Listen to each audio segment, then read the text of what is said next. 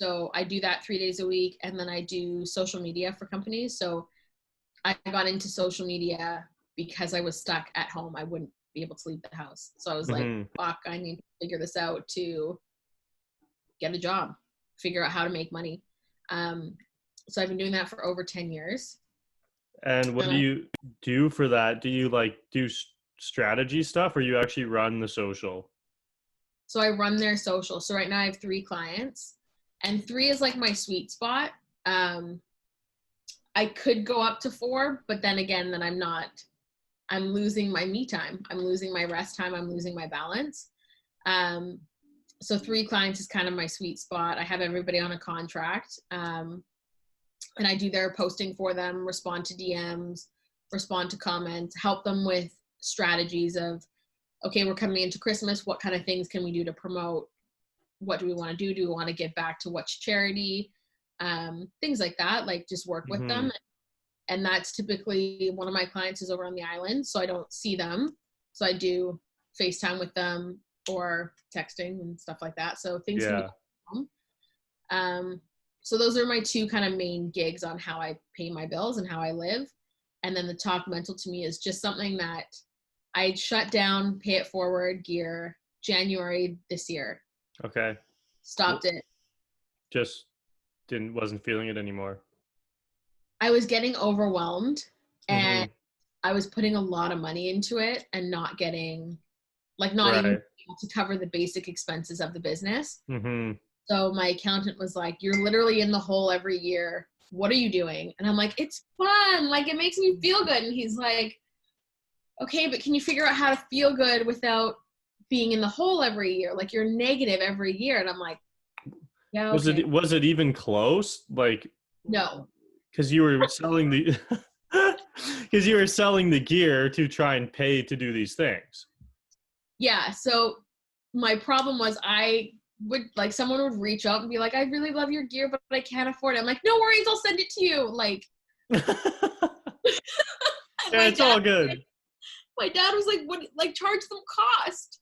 And I'm like, yeah, but like, I feel bad. And he's like, oh, you are not a business person like this. Like, so I struggled with more that. money for a business like that. Yeah. So I needed, so the, like the cost of the shirts were never being covered. And because I didn't have someone who was printing as I needed them, I had to buy them in bulk. Right. So I still have some stock, and I'm like, what am I doing with this stock? Like, almost a year later. Yeah, so it was just kind of like a logical decision to try something else, I guess. Yeah. And then so now I've turned it into, and then so sorry, I was sitting down with a couple of my friends, and I was like, I miss doing the talk. Like, I miss talking about mental health. I miss sharing my story. I miss helping people when I would come up with like a plan of like 19 ways to pay it forward and things like that. So we were sitting around having tea, and my friend's like, what about like Talk Mental to me? And I was like, oh, I like that name.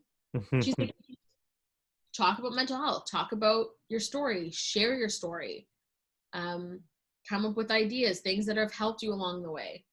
So then it's turned into that. So I'll have companies send me products sometimes of like, here's a melatonin sleep pen, try it out, see what you think. So I'll try their product out. If it helps, perfect, I'll blog about it, or I'll write, do a couple stories on them. But so it's kind of turned into that, as well as writing about mental health. And that's been for this year, you've been doing all that? Yeah, so it's been, I want to say like maybe 2 months. Oh, for the Talk Mental to Me stuff. Yeah. Okay. So I kept my followers from Pay It Forward. Like, I never shut the account down, and I had one company who's a friend of mine was like, hey, can I buy your Instagram off you? Like, delete everything but take your followers. And I was like, there was always something in the back of my head that was like, don't do it. Yeah. Like, you've worked 5 years to get to where you are. Don't do it. And so I didn't do it, but it just left, like, it just stayed dormant. So I lost like probably 2,000 followers over that course of time that I didn't post anything.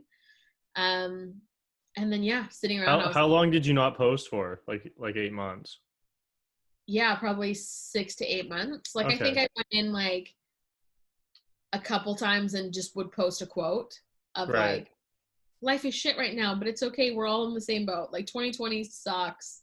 Like, Yeah. like it's a lot of people are struggling, and there's a lot of good things that have come out of 2020. But there's been a lot of shit, Mm-hmm. you know? I So know. yeah, so then Talk Mental to me kind of grew, and now I do maybe like a post or two a week on that, but that's about it Like on the social or on the website? on the social. And then what's your kind of like strategy for blog posting? Are you doing like just one a week? I try. I think it's been about 2 weeks since I've done my last one. And is it always I about you? no, so it can be Or you like do these products and stuff too? so I'll do the product sometimes, but typically it's like right now I have one in the bank of how to maintain boundaries. Okay. Or so it's things like that, things that have helped me that I've learned. So boundaries, how to not take things personally. Like Mm-hmm. that was a huge thing that I'm still learning how, because I am so sensitive that if someone says something to me, I'm like, ow, like that fucking hurt. And they're like, yeah, why did you take it personally? Like that had nothing to do with you. Mm-hmm. And I'm like, right. But I take things personally. And there's Right, but it's still about me.